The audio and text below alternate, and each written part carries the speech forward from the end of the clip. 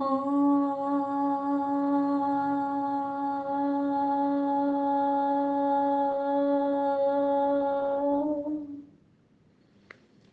सुंदरकांड प्रारंभ।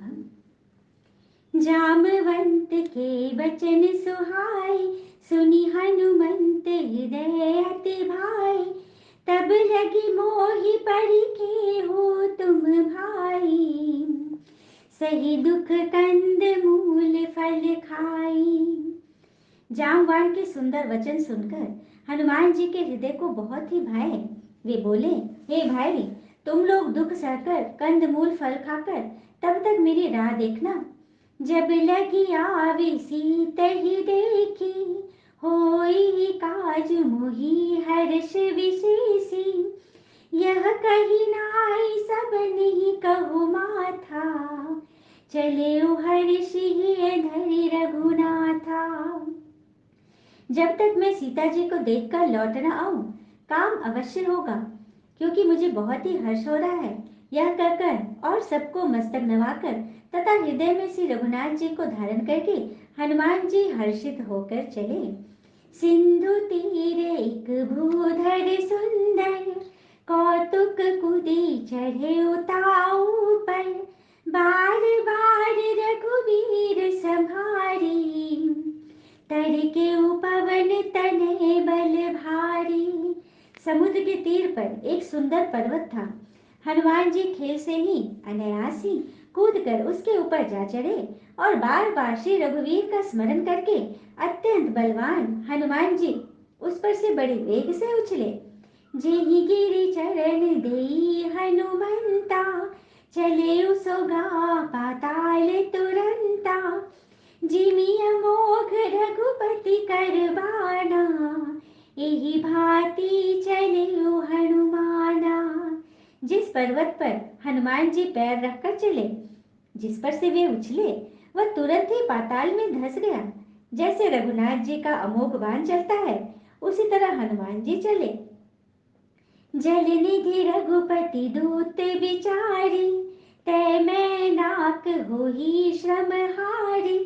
समुद्र ने उन्हें श्री रघुनाथ जी का दूत समझकर मैनाक पर्वत से कहा कि हे मैनाक, तू इनकी थकावट दूर करने वाला हो, अर्थात अपने ऊपर इन्हें विश्राम दे। दोहा। हनुमान तेहि बरसा कर, पुनि किन्ह प्रणाम। राम काज किन्हि बिनु, मोहि कहाँ विश्राम। हनुमान जी ने उसे हाथ से छू लिया, फिर प्रणाम करके कहा, भाई, श्री रामचंद्र जी का काम किए बिना मुझे विश्राम कहाँ।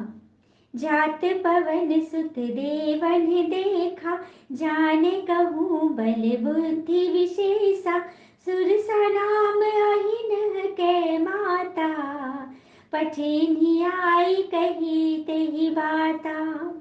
देवताओं ने पवन सुत हनुमान जी को जाते हुए देखा। उनकी विशेष बल बुद्धि की जानने के लिए परीक्षार्थ उन्होंने सुरसा नामक सर्पों की माता को भेजा। उसने जाकर हनुमान जी से यह बात कही, आज सुरन मोहि दीन आहारा, सुनत वचन कह पवन कुमारा। राम काज करि फिरि मैं आवे, सीता कई सुधि प्रभु ही सुनावे। आज देवताओं ने मुझे भोजन दिया है। यह वचन सुनकर पवन कुमार हनुमान जी ने कहा, श्री राम जी का कार्य करके मैं लौट आऊं और सीता जी की खबर प्रभु को सुना दूं। तब तब बदन पैठी हहि आई, सत्य कहु मोहि जान दिवाई। कवनी हूँ जतन देहि नहीं जाना, ग्रससि न मोहि कहियो हनुमाना। तब मैं आकर तुम्हारे मुंह में घुस जाऊंगा, तुम मुझे खा लेना। हे माता, मैं सत्य कहता हूँ, अभी मुझे जाने दो। जब किसी भी उपाय से उसने जाने नहीं दिया, तब हनुमान जी ने कहा, तो फिर मुझे खा न ले। जो जन भरि तेहु बदनु पसारा, कपितनु किन्हीं दुगुन विस्तारा। सोरह जो जन मुख तेहि ठहु, तुरत पवन सुत 32 भयउ। उसने योजन भर 4 कोस में मुख फैलाया, तब हनुमान जी ने अपने शरीर को उससे दुगना बढ़ा दिया। उसने 16 योजन का मुख किया, हनुमान जी तुरंत ही 32 योजन के हो गए। जस जस सुरसा बदनु बढ़ावा, तासु दून कपि रूप दिखावा। सत्य जो जन तेहि आनंद कीन्हा, अति लघु रूप पवन सुत लीन्हा। जैसे जैसे सुरसा मुख का विस्तार बढ़ाती जा रही थी, हनुमान जी उसका दूना रूप दिखलाते थे। उसने 100 योजन 400 कोस का मुख किया, तब हनुमान जी ने बहुत ही छोटा रूप धारण कर लिया। बदन पैठी पुनि बाहिर आवा, मागा विदाता ही सिरु है नावा। मोहि सुरन जेहि लागी पठावा, बुद्धि बल मरमु तोर मैं पावा। और वे उसके मुख में घुसकर तुरंत फिर बाहर निकल आए और उसे सिर नवाकर विदा मांगने लगे। उसने कहा, मैंने तुम्हारी बुद्धि बल का भेद पा लिया, जिसके लिए देवताओं ने तुम्हें भेजा था। दोहा। राम काजु सब करहु, तुम बल बुद्धि विधान। आशीष देई गई सो हर्षि, चले हनुमान। तुम श्री रामचंद्र जी का सब कार्य करोगे, क्योंकि तुम बल बुद्धि के भंडार हो। यह आशीर्वाद देकर सुरसा चली गई। तब हनुमान जी हर्षित होकर आगे बढ़े। निशिचरी एक सिंधु महु रही, करी माया नभु के खग गई। जीव जंतु जे गगन उड़ाही, जल बिलो की तिनके परिछाई। समुद्र में एक राक्षसी रहती थी। वह माया करके आकाश में उड़ते हुए पक्षियों को पकड़ लेती थी। आकाश में जो जीव जंतु उड़ा करते थे, वह जल में उनकी परछाई देखकर गहे छाहट सक सो न उड़ाई। एहि विधि सदा गगन चढ़ खाई, सोई छल हनुमान कह के नाम। तासु कपटु कपि तुरत ही चीन्हा। उस परछाई को पकड़ लेती थी, जिससे वे उड़ नहीं सकते थे और जल में गिर पड़ते थे। इस प्रकार वह सदा आकाश में उड़ने वाले जीवों को खाया करती थी। उसने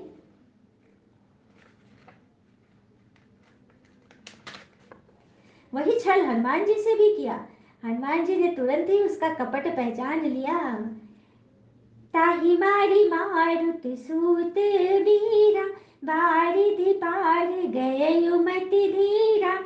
तहाँ जाय देखी बन शोभा, गुंजत झंझरिक मधुलोभा। पवन पुत्र धीर बुद्धि वीर हनुमान जी उसको मारकर समुद्र के पार गए। वहां जाकर उन्होंने वन की शोभा देखी। मधु पुष्प रस के लोभ से भौरे गुंजार कर रहे थे। नाना तरु फल फूल सुहाए, खग मृद वृंद देखी मन भाए।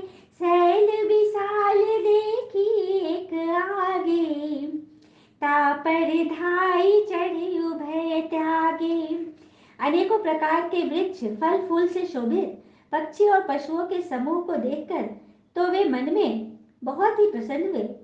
सामने एक विशाल पर्वत देखकर हनुमान जी भय त्याग कर उसके ऊपर दौड़कर जा चढ़े। उमा न कछु कपि के तहि अधिकाई, प्रभु प्रताप जो काल ही खाई। गिरि पर चढ़ी लंका ते ही देखी, कहीं न जाए अति दुर्ग विशेषी।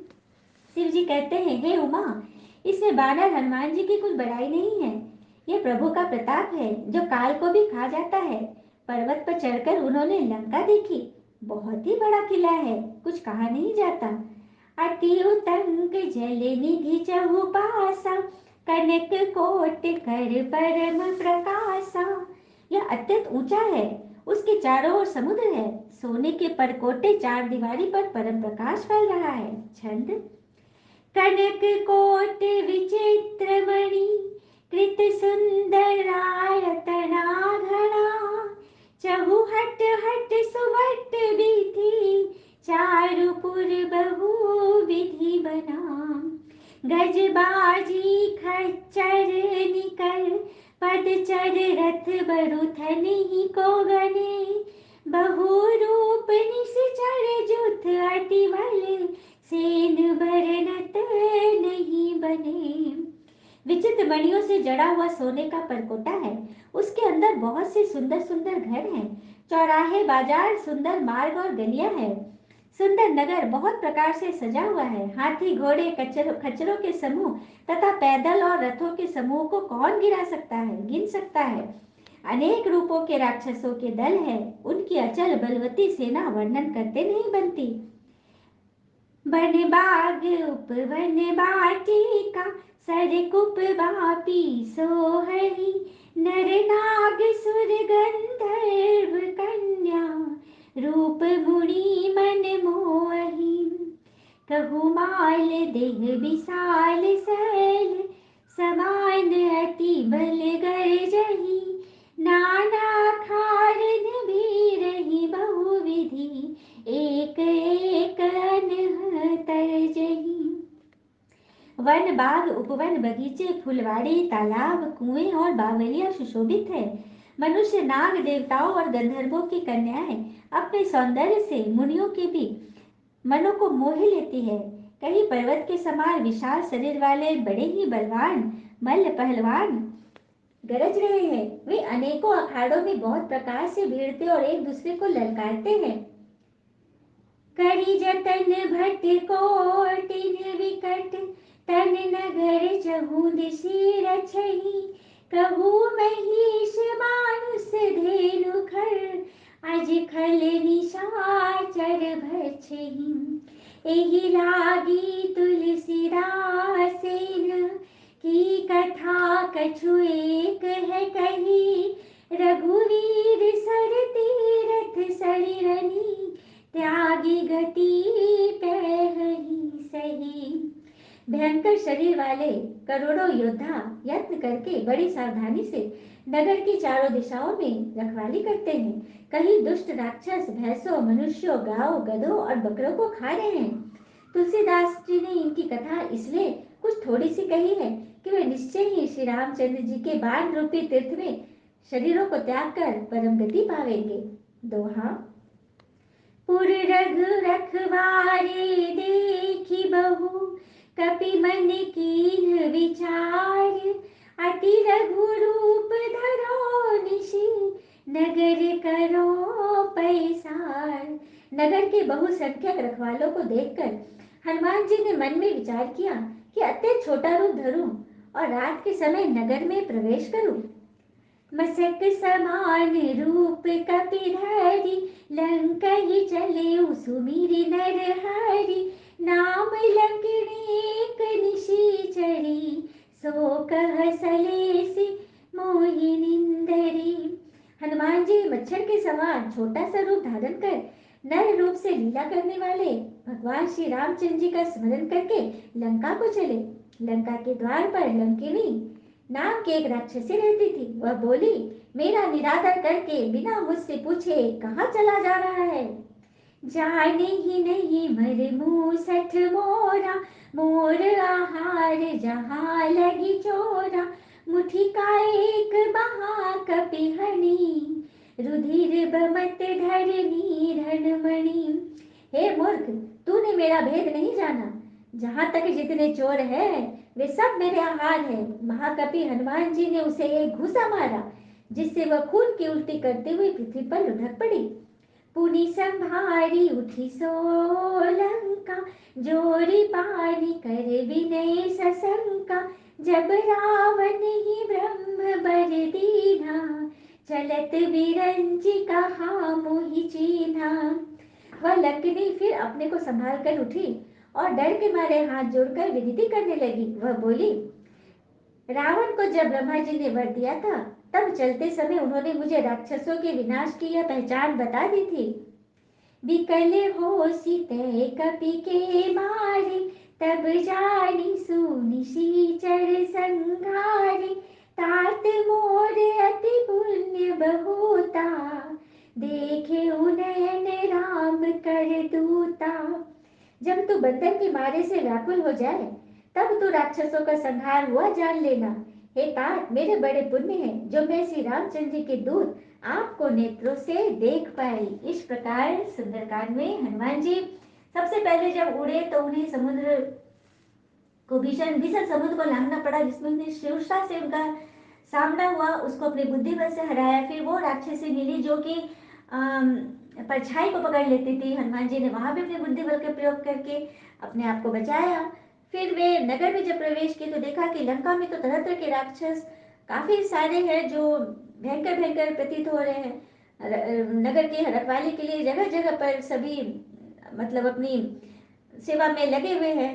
तो हनुमान जी मच्छर के समान रूप धारण करके जब लंका के द्वार पर खड़े तो वहां पे लंकिनी मिली। उसने कहा, हे मूर्ख, तू कहाँ जा रहा है, तू मेरा आहार है। तो हनुमान जी ने उसे एक घूसा मारा, जिससे उसको एक ही बार में खून की उल्टी हुई पृथ्वी पर लुढ़क पड़ी।